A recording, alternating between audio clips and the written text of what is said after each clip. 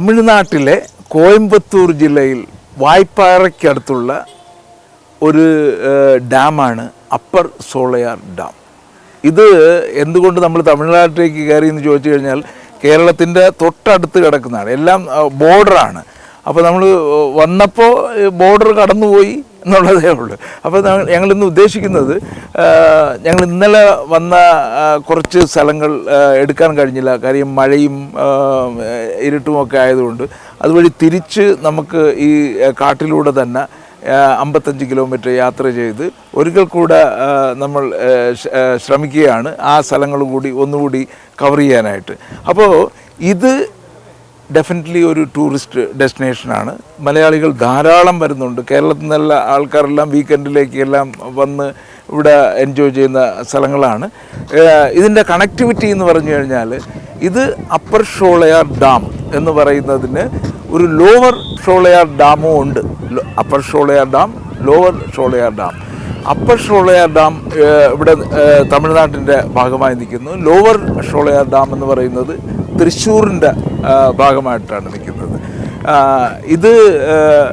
ഇതിൻ്റെ പ്രത്യേകത എന്ന് പറഞ്ഞു കഴിഞ്ഞാൽ, ഇവിടെ നമുക്ക് താഴെ കാണാൻ പറ്റും എന്തുമാത്രം സൗകര്യമാണ് ടൂറിസ്റ്റുകൾക്ക് വേണ്ടി ഒരുക്കിയിരിക്കുന്നു എന്നുള്ളത്. അപ്പോൾ ഇതൊരു കണക്ടിവിറ്റി ആയിട്ടാണ് ആൾക്കാർ ഉപയോഗിക്കുന്നത്. ഇവിടെ വരുന്നവർ ലോവർ ഷോളയാർ ഡാമിലേക്ക് പോകുന്നു. അവിടെയും ഇത്തരത്തിലുള്ള സംവിധാനങ്ങളാണ് ഒരുക്കി വെച്ചിരിക്കുന്നത്. അതുകൊണ്ട് ഈ ഒരു ഡാമിൻ്റെ ഒരു കണക്ടിവിറ്റി എന്ന് പറയുന്നത് നമുക്ക് ശരിക്കും അനുഭവിക്കാൻ കഴിയണമെങ്കിൽ ഈ തമിഴ്നാടിൻ്റെ ഭാഗം കൂടി ഇൻക്ലൂഡ് ചെയ്തെങ്കിൽ മാത്രമേ കഴിയത്തുള്ളൂ. ഇത് 1965 ഈ ഡാം പണി കഴിപ്പിച്ചത്.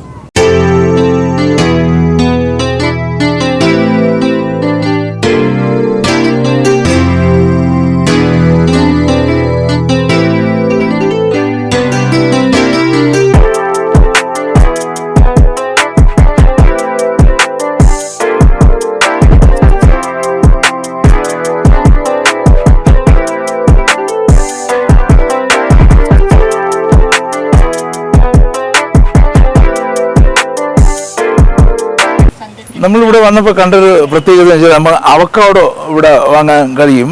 അവക്കാഡോ അവിടെ നമുക്ക് നല്ല എക്സ്പെൻസീവ് ആണല്ലോ. ഇതൊക്കെ എത്രയാണ്, ഇതിൻ്റെ വില എത്രയാണ് ചേട്ടാ? ഇത് വില നമ്മൾ 100 രൂപയ്ക്ക് കൊടുക്കണ്ടേ ചേട്ടാ? 100 രൂപ 1 കിലോ. 1 കിലോയ്ക്ക് നമുക്കൊന്ന് ട്രൈ ചെയ്താലോന്ന് ആലോചിക്കുന്നു. ഒരു 2 കിലോ തരൂ. തരാം ചേട്ടാ. പഴുത്തോ? തരാം. പോകുമ്പോഴത്തിനും നാളെ പഴുക്കും. ഓക്കെ. ഒരുവിധം കായ്കളൊക്കെ പഴുത്തുണ്ട് ചേട്ടാ. അപ്പോൾ 2 കിലോ തരൂ. തരാം ചേട്ടാ. 2 കിലോ തരൂ.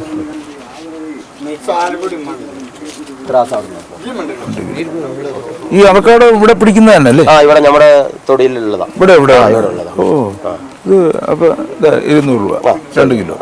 ഓക്കെ. ഇത് ഭയങ്കര മുകളിലാണ് ഉള്ളത്. കൂടുതലുള്ളൂ. ഓ, അത് കുഴപ്പമില്ല. ഓക്കെ.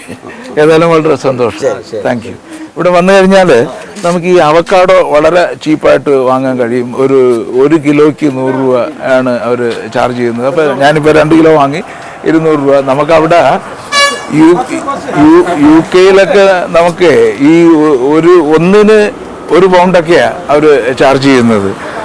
അതായത് ഒരു അവക്കാഡോയ്ക്ക് 100 കൂടുതലാവുമെന്നുള്ളതാണ്. ഇവിടെ വന്നു കഴിഞ്ഞാൽ 2 കിലോ വയ്ക്കാം. എനിക്കൊന്ന് 10-15 എണ്ണം കിട്ടി. 200 രൂപ കൊടുത്തു.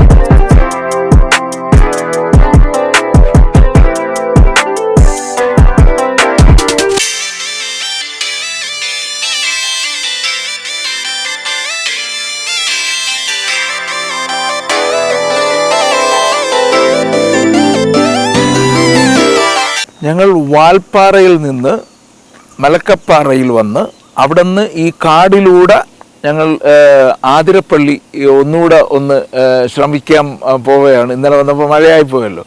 അപ്പോൾ ഈ വരുന്ന വഴിയിലുള്ള സീൻസൊക്കെയാണ് ഈ കാണുന്നത്. ഈ കാടിൻ്റെ ഉള്ളിൽ ഒരു 55 കിലോമീറ്ററാണ് ഈ കാടിൻ്റെ ഉള്ളിലൂടെ നമുക്ക് ട്രാവൽ ചെയ്യാനുള്ളത്. വന്യമൃഗങ്ങളെ കാണാം എന്നുള്ളതാണ്. നമുക്ക് ഇനിയും കുറേ ദൂരം പോകാനുണ്ട്. ഇതുവരെ നമ്മൾ വഴിയിലൊന്നും അതിനെ കാണാൻ പറ്റിയില്ല. നമുക്ക് ഇത് നോക്കിക്കഴിഞ്ഞാൽ ഇത് കാടാണ് ഈ കാണുന്നതെല്ലാം. ഈ വന്യമൃഗങ്ങൾ അല്ലെങ്കിൽ ആനകളൊക്കെ കൂട്ടത്തോടെ ഇറങ്ങി വന്ന് വെള്ളം കുടിക്കുന്ന സ്ഥലമാണ്. ഇത് ഒരു ഡാമിൻ്റെ വെള്ളമാണ് നമ്മൾ ഈ കാണുന്നത്. നമ്മൾ അപ്പർ ഷോളയാറിൽ പോയത് നമുക്ക് ഓർമ്മയുണ്ടല്ലോ, മറ്റേ തമിഴ്നാടിൻ്റെ ഭാഗമായിരുന്നു. അവിടെ നിന്ന് തുറന്നു വിടുന്ന വെള്ളം ഇവിടെ വന്നിട്ട് ലോവർ ഷോളയാർ, ഇപ്പോൾ കേരളത്തിൻ്റെ ഭാഗമാണ്, അത് ഇവിടെ വന്ന് വെള്ളം കെട്ടി നിന്നിട്ടാണ് ഇവിടെ ഒരു ഡാമാണ് ലോവർ ഷോളയാർ ഡാം എന്ന് പറയുന്നത്. നമുക്കിവിടെ കുറച്ചു നേരം നിന്ന് കഴിഞ്ഞാൽ ഇവിടെയൊക്കെ ആന ഇറങ്ങി വരുന്നതും വെള്ളം കുടിക്കുന്നതും ഗ്രൂപ്പോടുകൂടി വന്ന് വെള്ളം കുടിക്കുന്നതൊക്കെ കാണാൻ കഴിയും. പക്ഷേ നമുക്ക് ഏതായാലും ആതിരപ്പള്ളി വെള്ളച്ചാട്ടം ഇമ്പോർട്ടൻ്റ് ആണല്ലോ, അതുകൊണ്ട് നമ്മൾ ഏതായാലും അങ്ങോട്ടേക്ക് പോവുകയാണ്.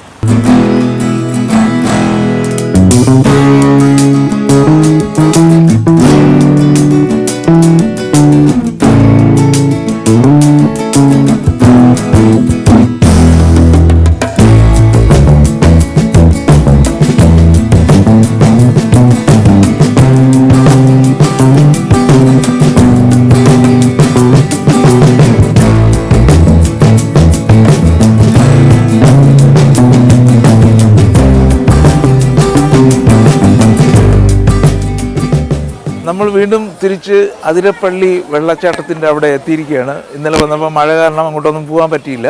ഇവിടെ വന്നപ്പോൾ തന്നെ കാണാം ധാരാളം ആൾക്കാരാണ്, കാര്യം കുട്ടികളും കുടുംബവുമായിട്ട് വന്ന് ഈ അതിരപ്പള്ളി വെള്ളച്ചാട്ടം എന്ന് പറയുന്നത് അത്രയും പ്രശസ്തമാണ്. കുട്ടികളും ആയിട്ട് ഈ സ്കൂൾ ഹോളിഡേ ആണ് ഈ സമയത്തെ. അപ്പോൾ എല്ലാവരും ഒരു 1 ഡേ ട്രിപ്പായിട്ട് വരുന്ന ഒരു സ്ഥലമാണ് ഈ അതിരപ്പള്ളി വെള്ളച്ചാട്ടം. നമുക്ക് ഏതായാലും അതിൻ്റെ ഫോൾസ് കൂടി കുറച്ച് കണ്ടിട്ട് വരാം.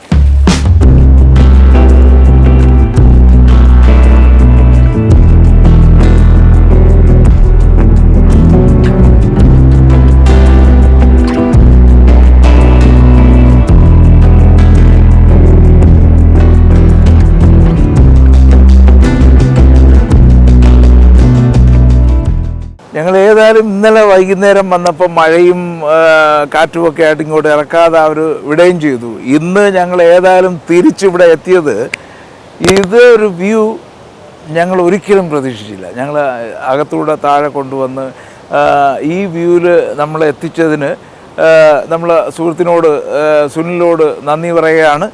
ഇതാണ് അതിരപ്പള്ളിയിൽ വന്നു കഴിഞ്ഞാൽ നമുക്ക് കിട്ടാവുന്നതിൽ വെച്ച് ഏറ്റവും നല്ല ഷോട്ട്. ഈവനിങ്ങിലാണ് ഇവിടെ എത്തിയതെങ്കിലും ആ ഒരു മനോഹാരിത, കാടിൻ്റെ മനോഹാരിത നമുക്ക് ശരിക്കും ആസ്വദിക്കാൻ കഴിയുന്ന ഒരു അവസരമാണ് നമുക്ക് കിട്ടിയിരിക്കുന്നത്. അതിൻ്റെ റിയലി സന്തോഷമുണ്ട്. കാരണം ഒട്ടുമിക്ക ആൾക്കാർക്കും അതിൻ്റെ മുകളിൽ വന്ന് നിന്ന് കണ്ടിട്ട് പോകാനേ കഴിയത്തുള്ളൂ. ഞങ്ങളെ ഏതായാലും ഇതിൻ്റെ തൊട്ടടുത്തേക്ക് കൊണ്ട് എത്തിയിരിക്കുകയാണ്. ഇതെന്ന് പറഞ്ഞാൽ ഇപ്പോൾ യഥാർത്ഥത്തിൽ വെള്ളം കുറവാണ്, എന്നിട്ട് തന്നെ ഇത്രയും നമുക്ക് കാണാൻ പറ്റും. അത് ഇങ്ങനെ താഴേക്ക് വന്ന് വീണിട്ട് വെള്ളം മുകളിലേക്ക് വരുന്നത് യഥാർത്ഥത്തിൽ ഒരു മാസമോ 2 മാസമോ കൂടെ കഴിഞ്ഞാൽ ശരിക്കും ഇതിൻ്റെ ഒരു 10 ഇരട്ടി പവറോടുകൂടിയായിരിക്കും ഈ അതിരപ്പള്ളി വെള്ളച്ചാട്ടം നിങ്ങൾക്ക് ഇവിടെ വന്നാൽ ആസ്വദിക്കാൻ പറ്റുന്നത്. ഞങ്ങളിവിടെ വന്നപ്പോൾ കണ്ട മറ്റു കാര്യങ്ങളെന്ന് പറയുന്നത്, ശരിക്കും റിസോർട്ടുകളുണ്ട്. ഇപ്പം പല റിസോർട്ടുകളും അതിൻ്റെ ബാക്ക് സൈഡിലെ വ്യൂ, ഈ അതിരപ്പള്ളി വെള്ളച്ചാട്ടത്തിൻ്റെ വ്യൂ ഉള്ള റൂംസിന് കുറച്ചുകൂടെ റേറ്റൊക്കെ കൂട്ടി നല്ലൊരു ബിസിനസ്സും ഈ ഏരിയയിൽ നടക്കുന്നുണ്ട്. മാത്രമല്ല ഇവിടെ വന്നു കഴിഞ്ഞാൽ ഈ കാടിൻ്റെ മനോഹാരിതയും നമുക്ക് വൈൽഡ് അനിമൽസിനെയൊക്കെ ശരിക്കും കാണാൻ പറ്റും. ഇതെല്ലാം ശരിക്കും ഓപ്പണായിട്ടുള്ള ഒരു ഫോറസ്റ്റിൻ്റെ തൊട്ടടുത്ത് തന്നെയാണ് വന്ന് നിൽക്കുന്നത്. ഇവിടെ ശരിക്കും ആനക്കൂട്ടങ്ങൾ ഇറങ്ങുന്ന സ്ഥലമാണ്. അതുകൊണ്ട് തന്നെ നമുക്ക് ഇവിടെ വന്ന് ഒരു നൈറ്റ് സ്റ്റേ ചെയ്തിട്ട് ഇതിൻ്റെ കാടിൻ്റെ ഭംഗിയും ഈ വൈൽഡ് ആനിമൽസിനെയും ലൈവായിട്ട് കണ്ട് ഈ അതിരപ്പള്ളി വെള്ളച്ചാട്ടവും ആസ്വദിക്കാവുന്നതാണ്.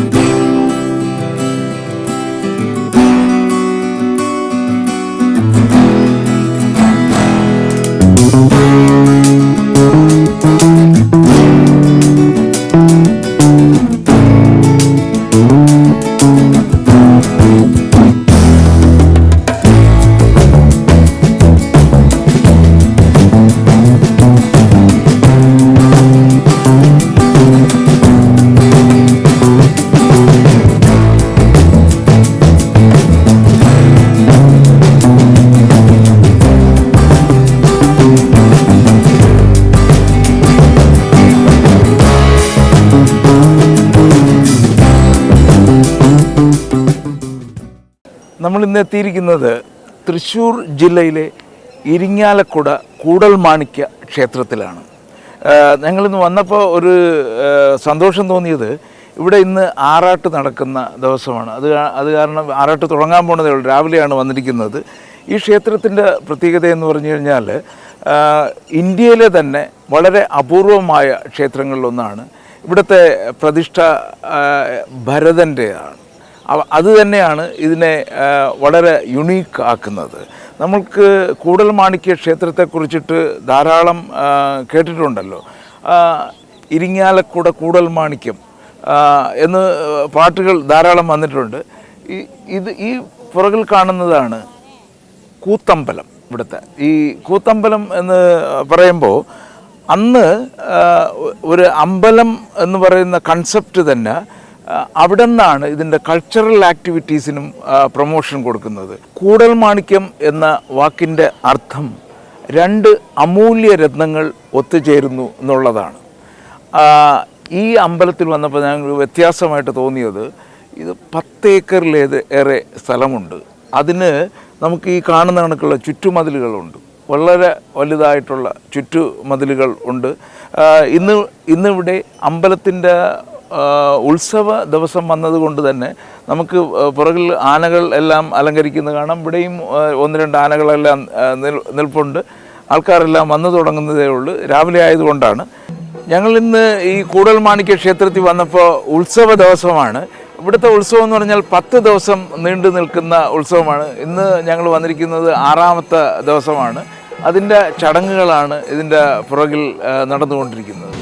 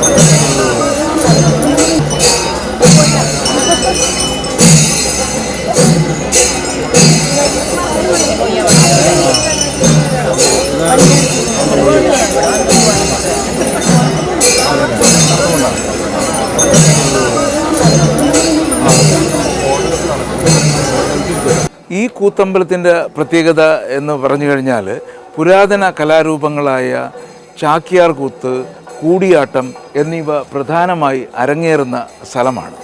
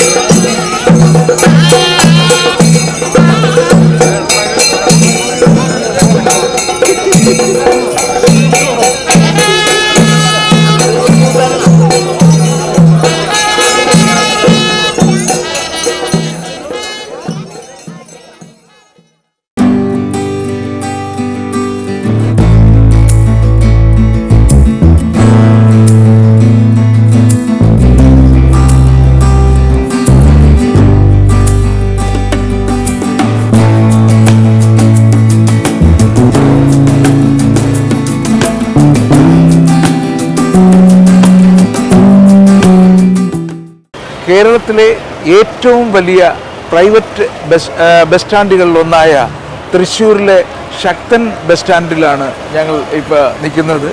ഇവിടെ ഏറ്റവും തിരക്കുള്ള തൃശ്ശൂരിലെ ഏറ്റവും തിരക്കുള്ള ഒരു ഏരിയയാണ് ഈ പുറകിൽ കാണുന്ന സ്ഥലം.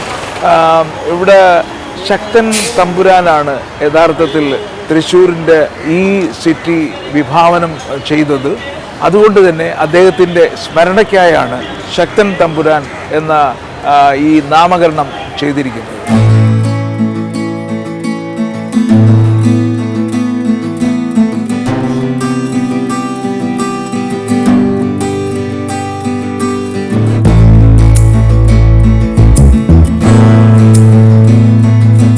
തൃശ്ശൂർ വന്നപ്പോൾ ഒരു സമാധാനം തോന്നിയത് സ്കൈ വാക്ക് എന്ന് പറഞ്ഞ ഒരു റൗണ്ട് കെട്ടിയിട്ടുണ്ട്. അപ്പോൾ അതിൻ്റെ നമ്മൾ താഴെ നിന്ന് കയറി വന്നാൽ ലിഫ്റ്റൊക്കെ ഉണ്ട് കേട്ടോ. ലിഫ്റ്റ് ഒന്നുകിൽ ലിഫ്റ്റിൽ വരാം, അല്ലെങ്കിൽ സ്റ്റെപ്പ് എടുത്ത് വരാം. മുകളിൽ വന്നു കഴിഞ്ഞാൽ നമ്മളിങ്ങനെ ചുറ്റി പോകുമ്പോൾ നമുക്ക് എവിടെയാണോ ഇറങ്ങാനുള്ളത് അവിടെ ഇറങ്ങാൻ കഴിയും. കാരണം ഇപ്പോൾ ഫിഷ് മാർക്കറ്റുണ്ട്, ശക്തൻ ഫിഷ് മാർക്കറ്റുണ്ട്, ശക്തൻ ഇത് പച്ചക്കറി മാർക്കറ്റുണ്ട്. അല്ലെങ്കിൽ ബസ് സ്റ്റാൻഡിലേക്ക് പോകണമെങ്കിൽ ഇതെല്ലാം ഇതിൻ്റെ മുകളിൽ കൂടെ തന്നെ ഈ റോഡിൽ ഇടയ്ക്ക് കിടന്ന് ക്രോസ് ചെയ്യുന്നതിന് പകരം ഇതിൻ്റെ മുകളിൽ കയറി കഴിഞ്ഞാൽ നമുക്ക് എവിടെയാണോ ഇറങ്ങാനുള്ളത് അവിടെ ഇറങ്ങാൻ പറ്റും. ലിഫ്റ്റും ഉള്ളത് കൊണ്ട് നല്ലൊരു സംവിധാനമായിട്ടാണ് തോന്നിയത്. തൃശ്ശൂർ വന്നപ്പോൾ ഏറ്റവും സന്തോഷം തോന്നിയൊരു സ്ഥലം ഇതാണ്. റോഡ് ക്രോസ് ചെയ്യാനാണ് ഏറ്റവും അധികം പാട്. നമ്മൾ താഴോട്ട് നോക്കിയാൽ തന്നെ കാണാം ഈ ബസ് വണ്ടികളും ഇങ്ങനെ നിരന്തരം ഓടിക്കൊണ്ടിരിക്കുകയാണ്. അപ്പോൾ അതിൻ്റെ ഇടയിൽ കൂടെ ക്രോസ് ചെയ്യുക എന്ന് പറയുന്നത് വളരെ ബുദ്ധിമുട്ടുള്ള കാര്യമാണ്. ഇത്തരം മോഡേൺ ചിന്താഗതിയിലൂടെ നമ്മൾ പല സ്ഥലങ്ങളും നമുക്ക് ഡെവലപ്പ് ചെയ്യാൻ കഴിയുമെന്നാണ് എനിക്ക് തോന്നുന്നത്. കാരണം ഇപ്പോൾ യാത്രക്കാർക്കുള്ള സൗകര്യമാണല്ലോ, കാൽനടക്കാർക്കുള്ള സംവിധാനമാണ് ഇവിടെ ഏറ്റവും മോശമായിട്ട് എനിക്ക് തോന്നിയിട്ടുള്ളത്. കാരണം സീബ്ര ക്രോസിംഗ് ഒക്കെ ഉണ്ട്, പക്ഷേ ഒരു ബസ്സും കാറും അവിടെ നിർത്തി തരത്തില്ല.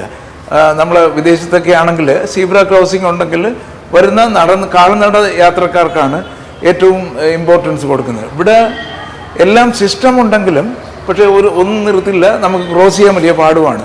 അതിന് ഒരു പരിഹാര മാർഗമാണ് ഈ സ്കൈ വാക്ക് എന്ന് എനിക്ക് തോന്നിയത് തൃശ്ശൂർ വന്നപ്പോൾ.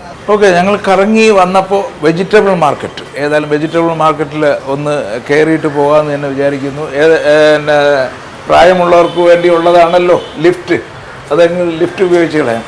സ്റ്റെപ്പ് ഇറങ്ങാം, പക്ഷേ ഇതാ വന്നു, സ്ട്രൈറ്റ് അവേ വന്നു കഴിഞ്ഞിരിക്കുകയാണ് ലിഫ്റ്റ്.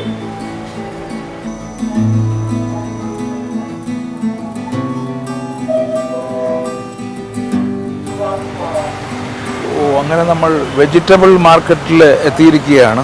വെജിറ്റബിൾസ് എന്ന് പറഞ്ഞു കഴിഞ്ഞാൽ എല്ലാം ഇവിടുത്തെ നാടനായിട്ടുള്ള വെജിറ്റബിൾസ് കിട്ടുമെന്നാണ് പറയുന്നത്. ഇവിടെ തൃശ്ശൂരല്ലേ, ഇവിടെ തന്നെ പിടിക്കുന്ന ശരിക്കും വെജിറ്റബിൾസ് ഇവിടെ ഇറങ്ങിയപ്പോഴേ കാണാം. പഴത്തിൻ്റെ സെക്ഷൻ തന്നെ ഉണ്ട്.